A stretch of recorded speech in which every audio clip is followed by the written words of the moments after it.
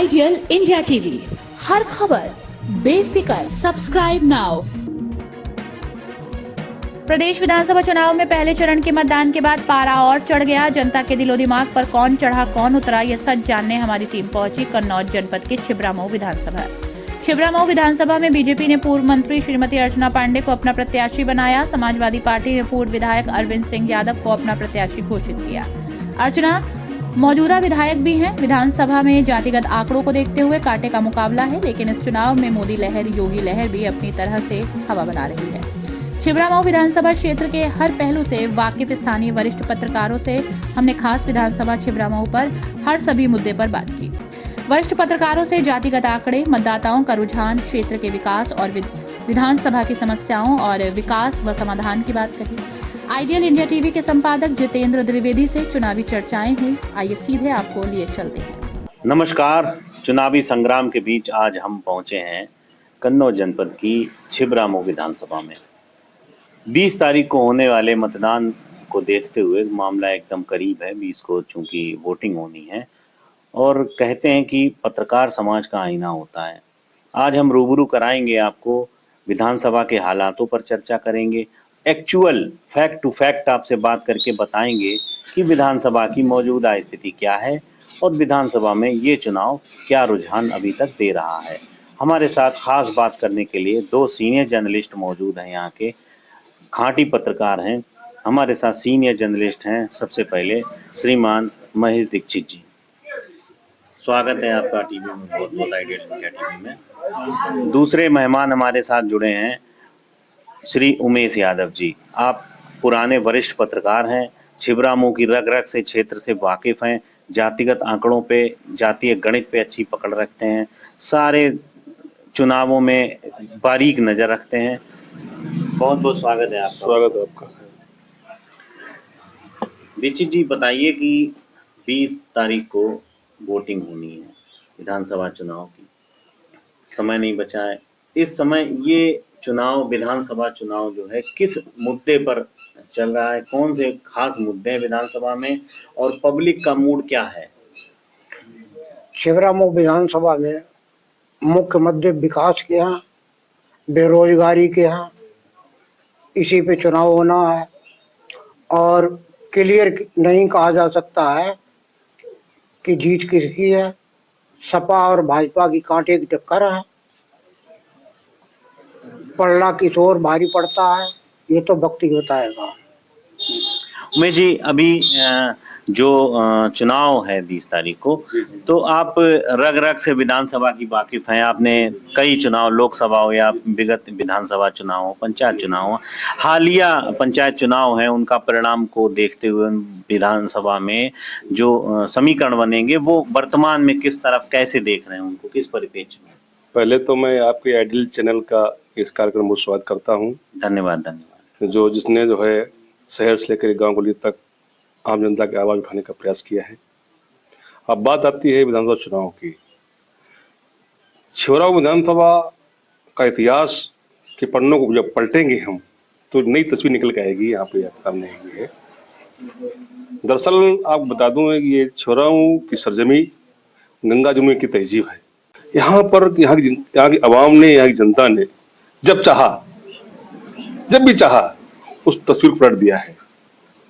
हम एक छोटा उदाहरण दे रहे हैं आपको। हम जब जाति धर्मों में चुनाव नहीं हुआ करता था, राधेश्याम वर्मा जी यहाँ से एमएलए बने थे, वो तस्वीर अगर को रूबरू करूँ आपके सामने तो साफ आ जाएगा कि ये कि वास्तव में कि जनता किसे वोट देना चाहती है और किसे जिता देती है, ये साफ जाहिर होता ही है। उस चुनाव के दौरान पिछड़ों की लामबंदी हुई थी। उस चुनाव में वहां से लगा था कि पिछड़े भी अपना नेता चुन सकते हैं। ये है, वही हुआ। बड़े पुराने धुरंधर नेता उस चुनाव मौजूद प्रत्याशी थे। एक तरफ राधेश्याम वर्मा बहुत निधन परिवार थे, इनका कोई क्षेत्र नहीं था राजनीति से, दूर उसकी कोई रिश्ता नहीं था राजनीति से। उस प्रत्याशी को खड़ा किया गया था। चरण सिंह की पार्टी से प्रत्याशी हुआ करते थे और उस दौर में वो दौर चला कि ध्रुवीकरण का, पिछड़े अगड़े की लड़ाई आई थी।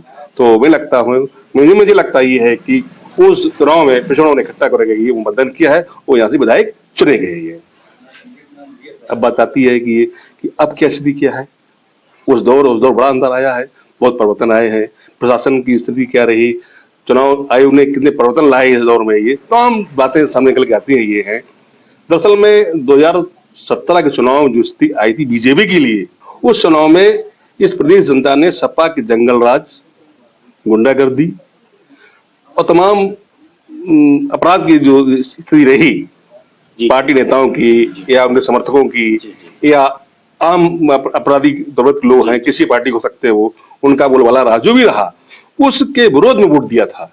यानी असुरक्षा और क्राइम का जो ग्राफ बढ़ता था उसके विरोध में उसके वोट दिया था। तो जनता ने सोचा था कि ये हम सत्ता परिवर्तन कर रहे हैं, लेकिन हुआ उसकी उलट। जनता ने वोट दिया था एंटी सपा, सत्ता परिवर्तन के लिए। लेकिन मैंने जो 5 साल महसूस किया है ये तो पत्रकार, तो सत्ता परिवर्तन नहीं हुआ है, सत्ता का हस्तांतरण देखने को मिला है।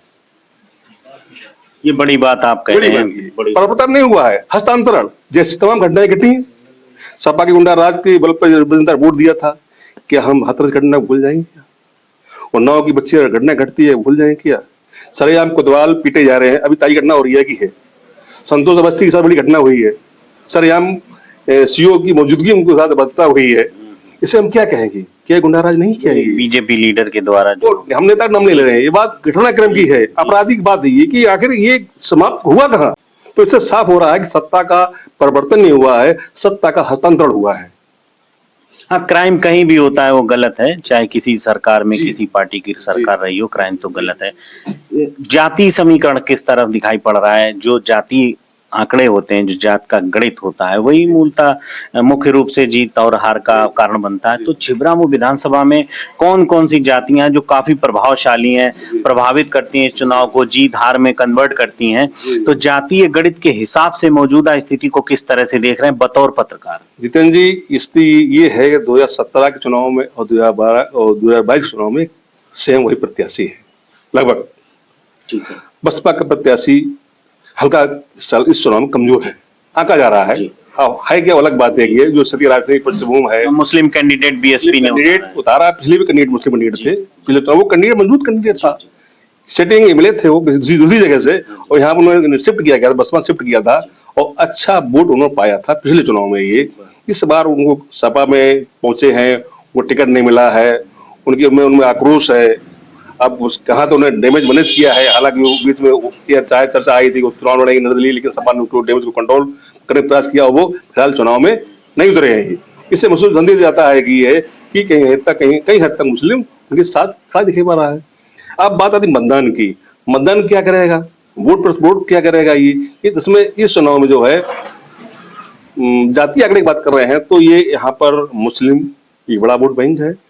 तो आंकड़े बता रहे हैं कि सबसे ज्यादा वोट प्रतिशत जो है मुस्लिम का है विधानसभा चुनाव में, सबसे ज्यादा वोट प्रतिशत जो है मुस्लिम का है। मायने रखता है, हार जीत का कारण बनता है, बहुत बड़ा प्रतिशत है, सबसे ज्यादा वोट मुस्लिम का है। उसके बाद यादव ब्राह्मण लगभग एक स्थिति में, बड़ा अंतर नहीं है। उसके बाद बाकी स्थिति आती है, साक्य है, लोधी है, ठाकुर है, और जो छोटी जातियां, इनका भी औसत लगभग 2-4 आगे पीछे 2-4 वोटों का लगभग एक ही है, 20-25 हजार के आसपास इनकी संख्या आती है। ये अब स्थिति ये है कि पिछले चुनाव में मोदी जी की लहर थी और वोट डाइवर्ट हुआ। मैं तो ये कहूंगा इस विधानसभा के लिए बड़ी बात कह रहा हूँ आपके सामने, आपके चला रही बात कह रहा हूँ, ये कि मोदी जी हमारे राम पर भारी हो गए हैं। मैं दावे से कह रहा हूँ, बड़ी बात कह रहे हैं। मोदी जी हमारे राम से भारी पड़ गए। जैसे 1991 चुनाव में राम लहर थी और छिबरामऊ सीट भाजपा हारी थी, लेकिन 2017 चुनाव भाजपा जीती है। इससे साफ हो रहा है कि भगवान राम के से ऊपर बढ़ के मोदी जी हो गए हैं, जिन्होंने अपनी लहर में ये छिबरामऊ जीत जाने का काम किया था। ये अब स्थिति क्या होती है, ये तो भविष्य के घर तो छिपा हुआ है। जो भाजपा ने चुनाव से पहले, भारतीय जनता पार्टी ने चुनाव से पहले जो स्थिति बनाई, अपनी जो पृष्ठभूमि तैयार की है, बहुत अपने पश्चिम थी। जैसे जिला पंचायत अध्यक्ष का पद पिछड़े वर्ग को दिया, तमाम प्रत्याशी लगे रहे, सबको दरकिनार किया गया ये, और प्रिया शाह को उन्होंने वोट बैंक को साधने के लिए उनको अध्यक्ष की कुर्सी दे दी है। वही स्थिति ब्लॉक रूप चुनाव रही है। यहाँ पर उन्होंने पाल को टिकट देकर के ये पाल वोट को साधने का काम किया है, जबकि पाल वोट परंपरागत तो नहीं कहेंगे हम, कई चुनाव से अधिक समाजवादी हाँ पार्टी। सपा के साथ जुड़ा देखा जाता है। अब स्थिति क्या हो रही है वो अलग बात है की है। अब ये उनके जो जनप्रतिनिधि तैयार किए थे जी बीजेपी ने जी। अपने पाले में लाने के लिए, वो जनप्रतिनिधि आपकी क्या मदद कर पाते हैं ये तो भविष्य ही तय करेगा। ये वो कितना वोट दिलावा पाते हैं ये वो भविष्य तय करेगा। इसमें कोई किसी की जिम्मेदारी नहीं देखने मिल रही है। जैसे कि देखने मिल रहा है कि कोई कहीं पर जो है पार्टी बेस पे कोई खास रणनीति निकल नहीं पा रही है, बोलने को तैयार नहीं है। कितना जरूर है ये जरूर देखने मिलता है किसी सरकार को कि सरकार का विरोध दिखाई पड़ता है, विपक्ष का विरोध प्रदर्शित होता है सामने। ये तो जग जाहिर ही है। जो सत्ता का एक रहता है विरोध रहता है, आम वो दबा रहता है। विरोध का पक्ष विरोध का विपक्ष का विरोध दिखाई पड़ता है कि हम इस चुनाव में इलेक्शन कमीशन के अकॉर्डिंग जो गाइडलाइन दी है या जो निर्देश दिए हैं चुनाव में, तो वो सोशल मीडिया या डिजिटल प्लेटफॉर्म पे ही कैंपेनिंग हो रही पार्टियों की। तो हम लोग सभी आम डोमेन में भी ये सब लोग जानते हैं कि बीजेपी ने अपना अच्छा एक मजबूत बना रखा है सोशल मीडिया में। तो इस जो सोशल मीडिया वॉर छिड़ा हुआ है, तो इसमें क्या असर पड़ेगा बीजेपी के लिए? कुछ पलड़ा भारी होगा यहाँ छिबरामऊ विधानसभा? तो कैसा है सोशल मीडिया में सब तरीके कुछ सोशल मीडिया पे लोगों का भरोसा बहुत कम है। पर्टिकुलर है कि आज जब एक मजबूत प्लेटफॉर्म तो है ना पब्लिकली की, तो मौजूद है, लेकिन जो चीज आप देखते हैं सोशल मीडिया की खबर पे अगर भरोसा लोग करें तो लोग अखबार नहीं पढ़ेंगे, टीवी चैनल नहीं देखेंगे। वो सोशल मीडिया की खबर तो पढ़ लेते हैं तो उसको भरोसा नहीं करते हैं। एक पहला रुझान जब तक अखबार को नहीं पढ़ेंगे, जब तक टीवी चैनल की रिपोर्ट को नहीं पढ़ेंगे, तब तक उस खबर पर भरोसा नहीं करेंगे। ये अब सोशल मीडिया को इस जनता के बीच अपना विश्वास कायम करने के लिए बहुत लंबा सफर तय करना पड़ेगा। ठीक बात है। ये है माननीय विधायिका जी से क्या पब्लिक की उम्मीदें थी? और बीते 5 सालों में माननीय विधायिका जी ने, हालांकि वो मिनिस्टर भी रही अल्प समय के लिए, तो माननीय विधायिका जी अपने स्तर पे छिबरामऊ में कितना छाप छोड़ पाई पब्लिक के ऊपर? और सिर्फ योगी जी को और मोदी जी को खाली बनाया जा रहा है या अपना भी जो 5 साल में है वो विधायिका जी ने अपना वजन बनाया विधानसभा में, जैसे उनके पिताजी का था, श्रद्धेय स्वर्गीय त्रिपाठी जी का था? त्रिपाठी जी की बड़ी राजनीतिक पृष्ठभूमि रही, इस प्रदेश में जनता के बीच में अच्छी पकड़ रही। इसी नतीजा है वो सांसद भी रहे, विधायक भी रहे, सरकार मंत्री भी रहे। और यहाँ तक मैं कहूंगा कि भारतीय जनता पार्टी के प्रदेश संगठन में प्रदेश उपाध्यक्ष का पद संभाला। ये बड़ी बात ये है संगठन में। ये उसी कारण है उनके न रहने पर उनकी बेटी रचना पांडे ने, भाजपा ने उनकी भ्रष्टाचार सौंपने का काम किया। हम तो ये कहेंगे राजनीतिक भ्रष्टाचार थी छोराओं की, त्रिपाठी जी की, वो उनकी बेटी रचना पांडे जी को सौंपने का काम किया है। और निर्णय ये रहा कि उन्होंने यहाँ पर सफलता हासिल की है। दरअसल में रचना जी ने मंत्री पद भी पा लिया था संगठन के बतौर, या ये कहें कि बहुत कई चुनाव के बाद भाजपा ने यहाँ सीट जीती थी। ये जैसे कई रिपोर्टें आ रही हैं कि वो जिले की दूसरी महिला विधायक बनी है और भाजपा महिलाओं को प्रपोज भी कर रही है, आगे बढ़ाने का काम भी कर रही है। हो सकता है कई कारण रहे हों उनको मंत्री बनाने में ये, लेकिन हालांकि वो प्रदेश की सरकार में कैबिनेट मंत्री रही। लेकिन एक उनके साथ अपवाद या ये कहें घटनाक्रम, कुछ भी कहा जा सकता है, उस घटनाक्रम सबको धूल करने का काम किया है।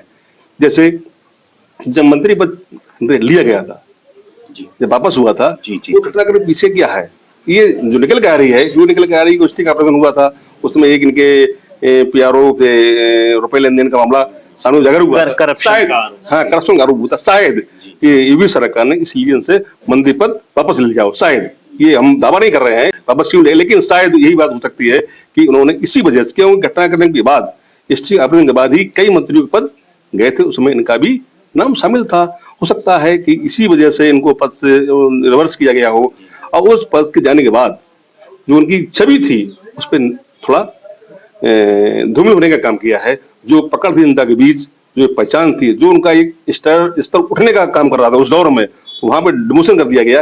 ये थोड़ी उनके लिए दुखदायी बात है।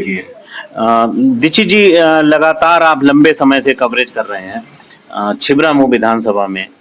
आपने श्रद्धेय राम प्रकाश त्रिपाठी जी को भी कवर किया, अब उनकी पुत्री विरासत बतौर छिबरामऊ से पब्लिक ने उन्हें चुना भी, विधायिका भी रही, मंत्री भी रही जनपद से। त्रिपाठी जी और अर्चना पांडे इस चुनाव में दोनों प्रत्याशियों के बीच क्या फर्क देखते हैं और मौजूदा हालात में जो समाजवादी पार्टी ने अरविंद सिंह यादव को अपना प्रत्याशी बनाया है, तो इसको परिप्रेक्ष्य में त्रिपाठी जी बनस्पत अर्चना जी और अरविंद जी डायरेक्ट फाइट है अरविंद यादव, तो सपा भाजपा के बीच त्रिपाठी जी से रिलेट करते हुए जोड़ते हुए कैसे देखते हैं इसको? समाजवादी पार्टी ने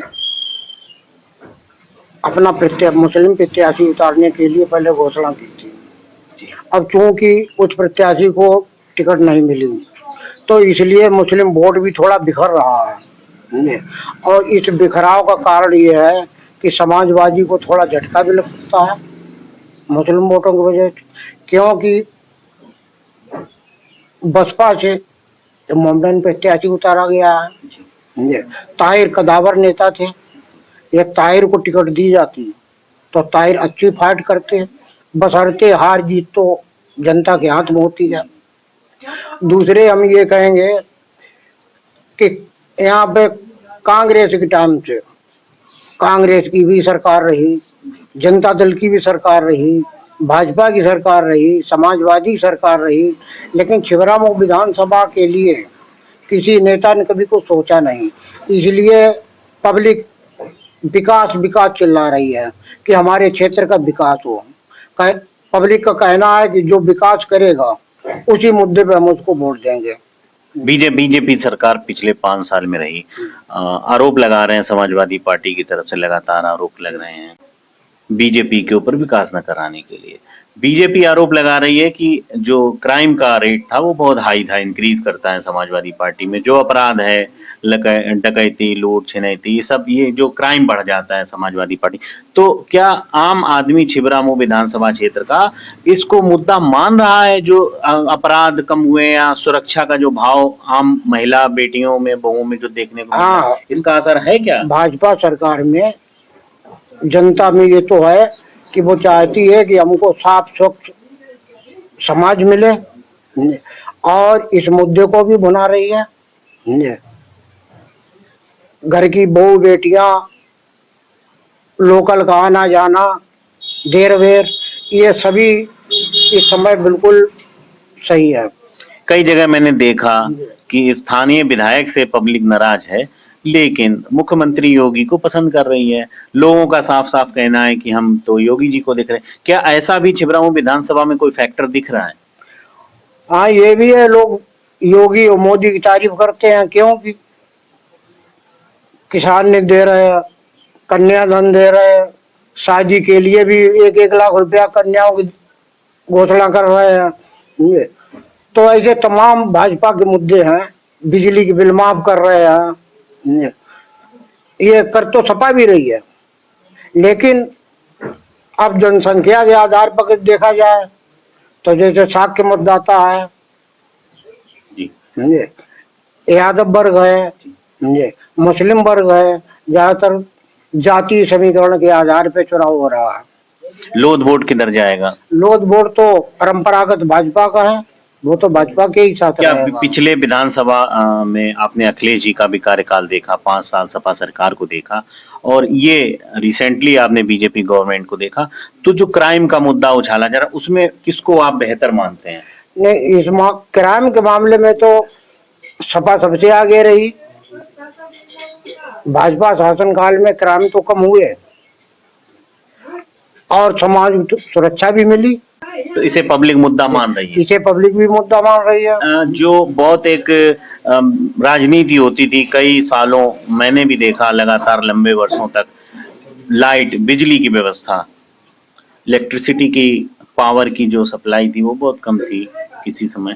क्या समाजवादी पार्टी और बीजेपी में बनस्पत देखते हैं आप, इसको कंपेयर करते हैं, जब तुलना करते हैं तो तुलनात्मक, क्या इस भाजपा में, अखिलेश जी कहते थे मैंने कन्नौज को, ये प्रदेश का हर जनपद जानता था कि कन्नौज को लाइट बहुत अच्छी मिलती थी सपा सरकार, क्या बीजेपी सरकार लाइट दे पाई कन्नौज को? नहीं, बीजेपी सरकार कन्नौज को लाइट नहीं दे पाई, इसलिए किसान और उपभोक्ता, घरेलू उपभोक्ता दोनों में आक्रोश है इसको लेकर। क्या लाइट कम आई? क्या लाइट कम आई? दिन में कई बार ट्रिपिंग होती है, 2 घंटे लाइट आई, 2 घंटे गोल हो गई।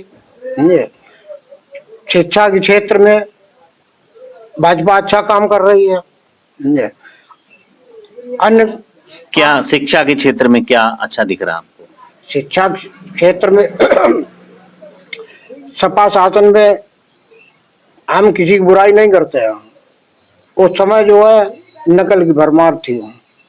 अब वही बच्चे पास हो रहे हैं जो मेहनत कर रहे हैं।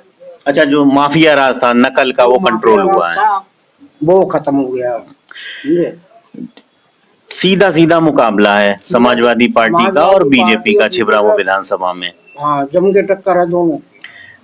क्या ये जो एक लंबे समय से कयास लगाए जा रहे थे कि अखिलेश यादव यानी समाजवादी पार्टी मुस्लिम कैंडिडेट सबसे ज्यादा यहाँ मायने रखता है, हालांकि तीनों विधानसभा में कन्नौज जनपद की, क्या मुस्लिम कैंडिडेट किसी भी कैंडिडेट को मुस्लिम को टिकट नहीं दिया तो क्या ये जो मुस्लिमों का गुस्सा है इसका कुछ असर पड़ेगा सपा के ऊपर? इसका बिल्कुल असर पड़ेगा। इसमें मुस्लिम वोट का बिखराव होगा।